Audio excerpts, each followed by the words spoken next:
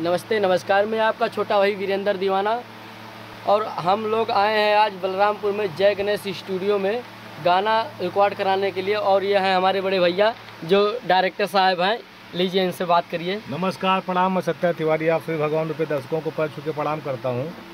और आज भैया जी रिकॉर्डिंग के लिए आए थे और इनके 3 गाने रिकॉर्ड हुए हैं जो बहुत जल्द इनके चैनल वीरेंद्र दीवाना ऑफिशियल से आप सभी को देखने और सुनने को मिलेंगे।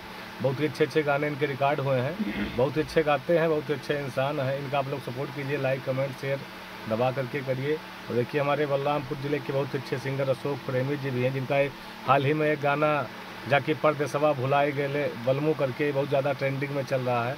ये भी देखिए वीरेंद्र भाई के बारे में 2 शब्द कहेंगे, आप लोग सुनिए और भाई को सपोर्ट करिए। नमस्कार, प्रणाम, हर हर महादेव। बहुत ही प्यारा गाना भाई का है।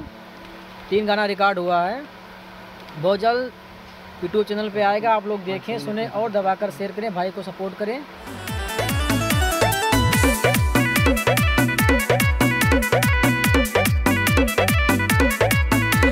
चली डगरिया तलच के कमरिया एही पसभे गड़ैले नजरिया।